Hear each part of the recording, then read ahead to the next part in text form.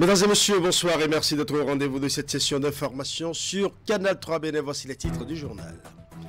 La nouvelle comptabilité de l'État au cœur d'une session de formation initiée par le ministère de l'Économie et des Finances. C'est une formation conduite par la cellule d'appui au pilotage des réformes au profit des cadres des postes comptables du Trésor public. L'étape d'Abomey fait suite à celle de Parakou au profit des acteurs de la région septentrionale. Et pendant ce temps, l'opérateur de téléphonie mobile MTN Bénin organise une séance sur la présentation du rapport de la True-Value, c'est-à-dire l'impact positif comme négatif de l'entreprise sur l'économie du Bénin courant 2020-2021. Un exercice qui se fait avec l'expertise du cabinet KPMG et qui, dans l'ensemble, révèle un bilan satisfaisant.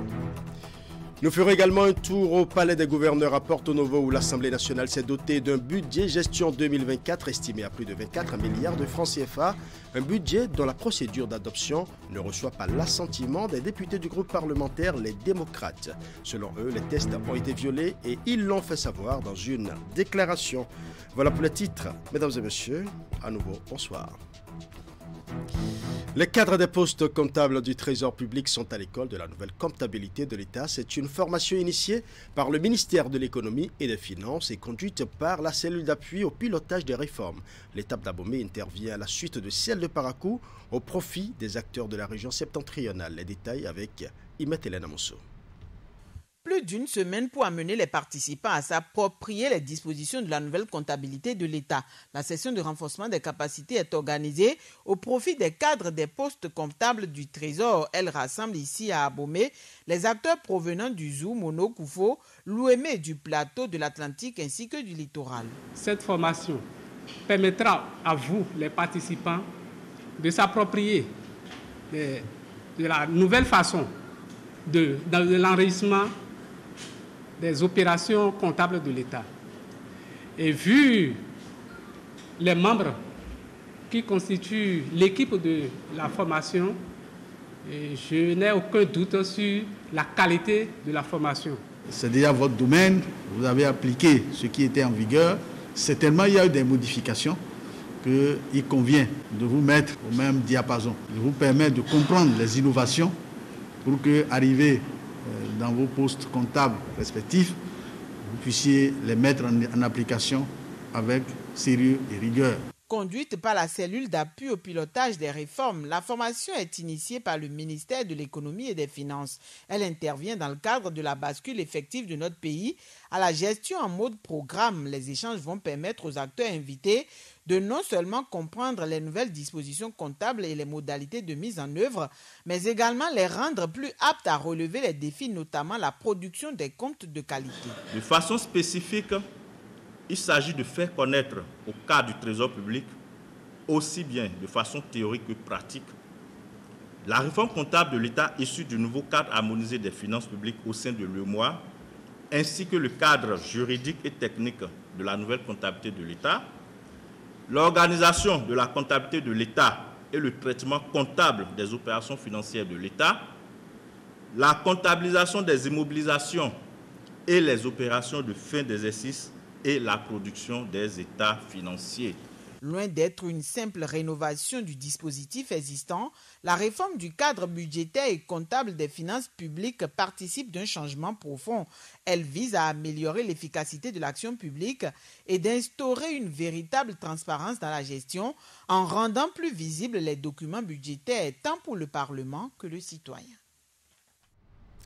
Malgré son potentiel économique, social, culturel, environnemental et touristique, le Bénin mène toujours un dur combat contre la pauvreté. L'évaluation des politiques publiques a pris un essor appréciable au cours de ces dernières années. Et justement, pour apprécier l'évolution de l'évaluation au Bénin, il a été organisé à Cotonou des journées béninoises pour la circonstance. Nous allons suivre. Le Bénin tient la 6e édition des journées de l'évaluation numérique du 4 au 6 octobre. Plusieurs participants venus du continent africain et d'ailleurs y prennent part autour du thème « Le numérique au service du renforcement des systèmes nationaux d'évaluation ». La Direction générale de l'évaluation et de l'Observatoire du changement social qui organise ces journées s'en félicite. Au Bénin, la volonté du président de la République est d'ancrer dans l'administration publique une véritable culture évaluative pour renforcer la gestion axée sur les résultats, la redevabilité à tous les niveaux de la vie publique et améliorer l'efficacité de l'action publique. Dans le domaine de la planification, la révolution numérique, en facilitant le développement de solutions intégrées, induit la réorganisation et le fonctionnement du gouvernement. Le cas du Bénin en est un exemple pour les partenaires techniques et financiers. Je me dois de saluer la volonté du gouvernement de faire de l'évaluation une fonction centrale dans le processus de planification du développement au Bénin.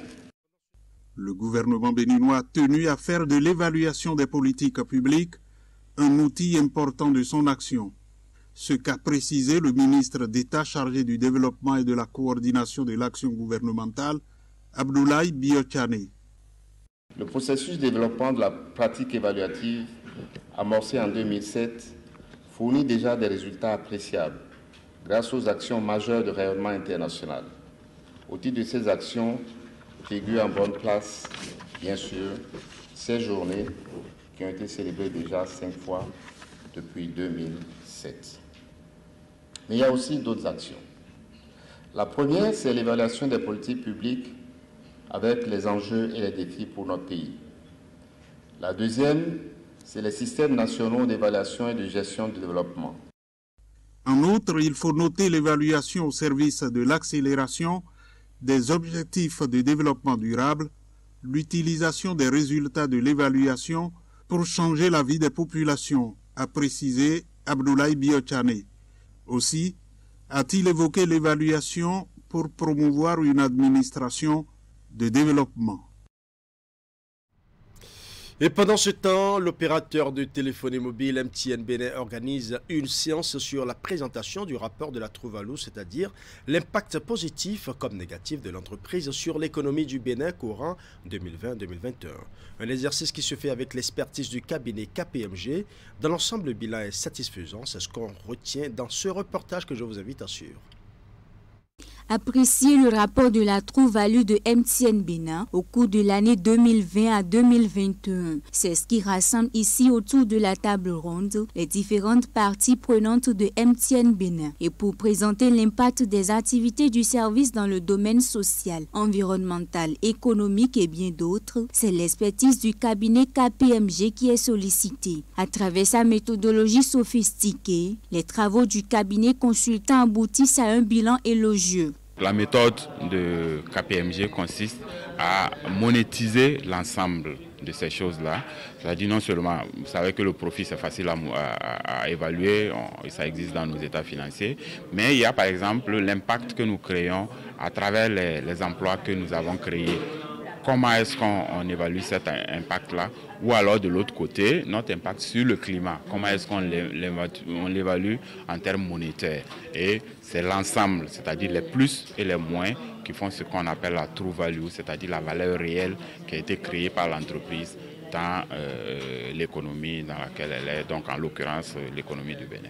Cette table ronde est qu'une preuve que le réseau téléphonie mobile MTN se veut plus proche de sa clientèle. Elle a pour but de rassurer les parties prenantes de MTN sur l'engagement commun de l'entreprise à réaliser une croissance commerciale parallèlement au progrès. MTN adopte vraiment une approche proactive et nous restons engagés à travailler avec toutes les parties prenantes pour créer un avenir durable pour les Bénin. Bientôt 25 ans au service de la communauté béninoise, MTN Bénin a atteint une couverture totale du territoire national. Nous allons à présent parler des travaux de la réunion de haut niveau du corridor Abidjan-Lagos qui ont démarré ce mardi à Cotonou. Au menu des discussions, les entraves et les difficultés aux échanges commerciaux aux frontières dans le cadre de la mise en œuvre du schéma de libéralisation des échanges de la CEDEAO et du transit des marchandises. Il s'agit pour les participants d'identifier clairement les difficultés et proposer des solutions efficaces pour rendre fluide la circulation des personnes et des marchandises. Reportage. Comment améliorer la circulation des produits sur le corridor Abidjan-Lagos? C'est la principale préoccupation de cette rencontre stratégique de la CEDEAO qui s'est ouverte à Cotonou ce mardi 3 octobre 2023. Au cœur des discussions placées sous la houlette du président du Task Force, l'identification des difficultés et la proposition des solutions appropriées et surtout acceptées de toutes les parties pour une meilleure fluidité dans la circulation des produits et biens sur le corridor.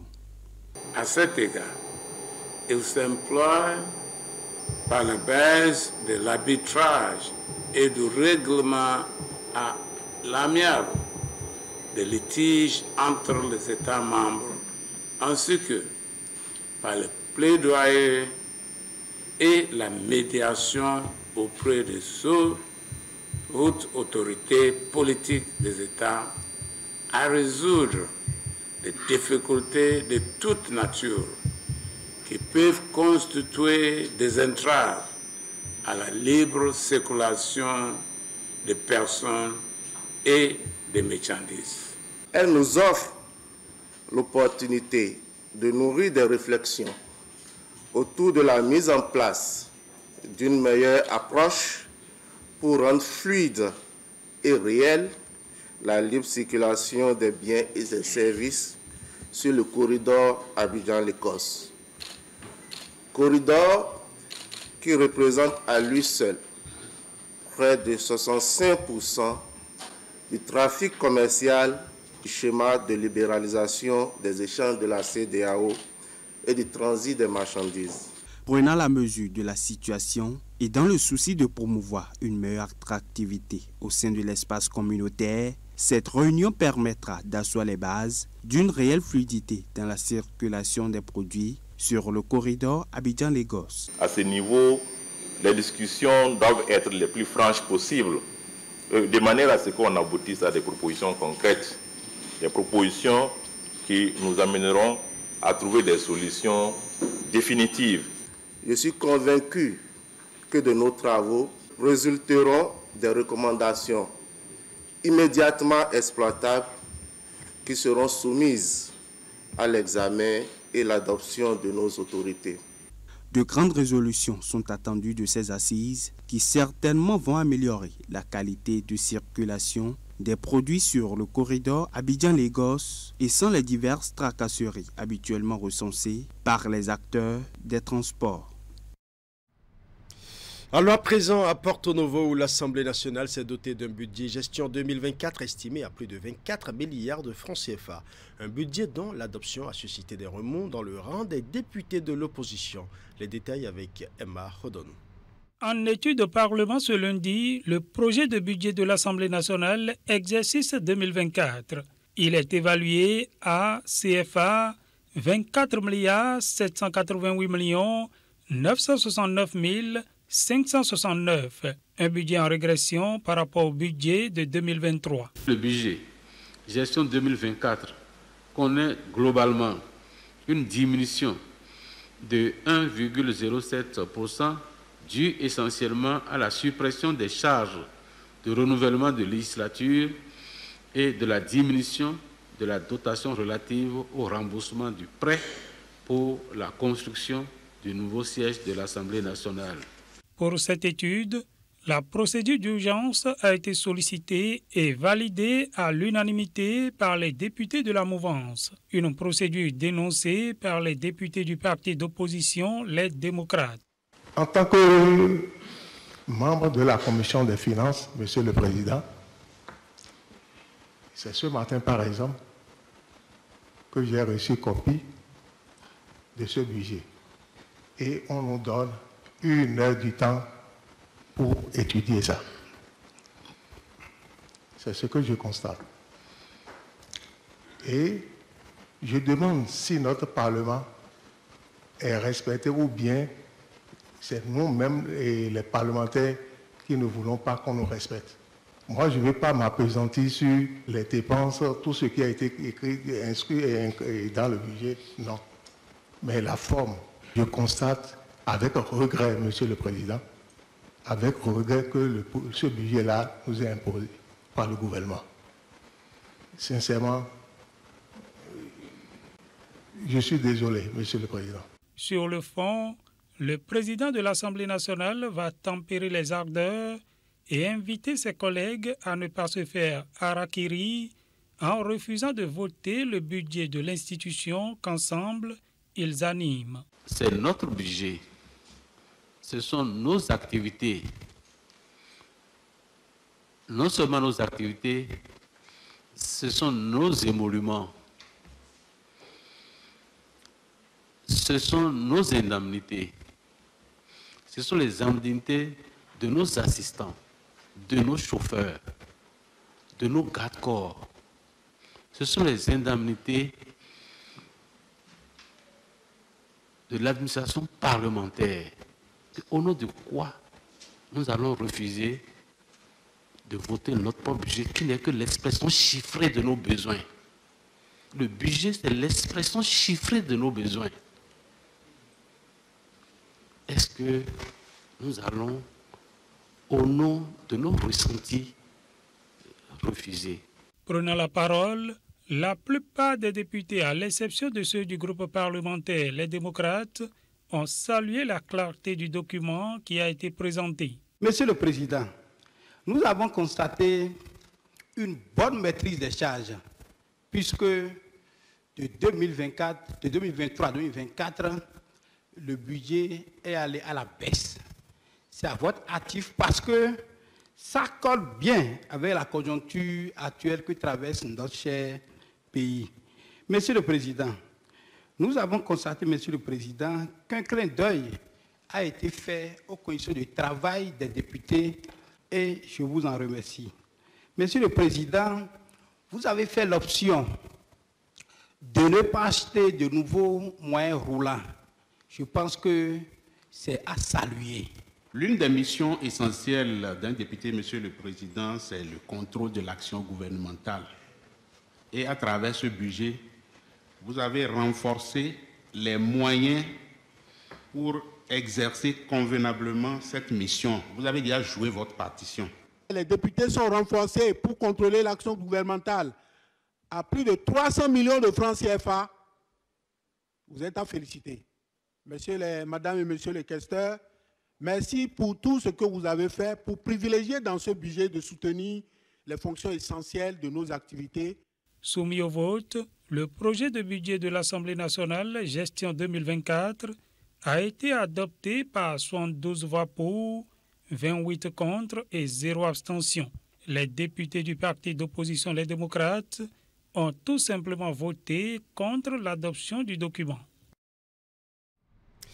Vous l'avez suivi, la procédure d'adoption du budget de l'Assemblée nationale ne reçoit pas l'assentiment des députés du groupe parlementaire Les Démocrates. Selon eux, les tests ont été violés et ils l'ont fait savoir dans une déclaration à la tribune. Déclaration lue par le député Habib Ouroukoubou. Ce sont des propos recueillis par Emma Hodono. Le groupe parlementaire Les Démocrates refuse de donner caution à cette procédure royalement biaisé et par conséquent dénonce la procédure utilisée pour adopter le projet de budget de l'Assemblée nationale en procédure d'urgence. On peut donc aujourd'hui, à juste titre, affirmer sans risque de nous tromper que le gouvernement a méconnu le principe de séparation de pouvoir entre l'exécutif et le législatif. C'est donc le lieu d'appeler le gouvernement à un peu plus de respect pour la représentation nationale, car en réalité, rien ne justifie l'attitude de l'exécutif à prendre en Conseil des ministres le projet de budget général exercice 2024 sans que l'Assemblée nationale n'ait adopté son propre budget. Un tel agissement frise le bâillonnement de l'auguste institution qu'est l'Assemblée nationale. Au cours de ce débat sur l'adoption du budget de l'Assemblée nationale, les débats sont allés dans tous les sens entre la mouvance et l'opposition. Ainsi, pour la mouvance, notamment le parti Bloc républicain, la procédure ayant conduit à l'adoption du projet de budget respecte bel et bien les tests. Et nous allons suivre à cet effet Hassan Seibou. La loi dit que le budget de l'État proposé doit vous venir au plus tard une semaine avant la date de convocation que vous avez fixée.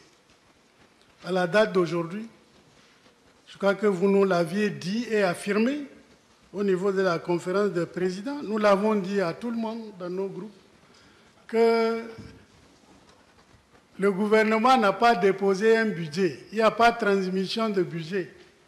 Ce qui se fait au niveau du gouvernement est le début d'une formule administrative qui va suivre son cours. Tant que nous, ici à l'Assemblée, n'avons pas reçu un document, un texte, n'avons pas reçu le budget, nous ne sommes liés à rien pour parler de l'existence d'un budget. Le gouvernement peut déclarer aujourd'hui, déclarer le contraire demain. Après-demain, ça ne nous intéresse pas. Ce qui nous lie et nous intéresse, c'est ce qu'ils vont déposer chez nous ici, au plus tard, une semaine avant la date de convocation de la deuxième session. Il y a crime où? Il y a faute où? Si nous votons aujourd'hui ce budget, le gouvernement dispose de plus de 3 semaines pour l'intégrer dans son budget avant de déposer. Pour moi, Monsieur le Président, on est en train de faire du bruit pour rien. On est en train de vouloir alerter les gens pour rien. Voilà, c'est par cette actualité du Parlement national que nous allons refermer ce journal. Tout le plaisir était pour moi de rester en votre compagnie. Merci de m'avoir reçu chez vous. Bonne soirée.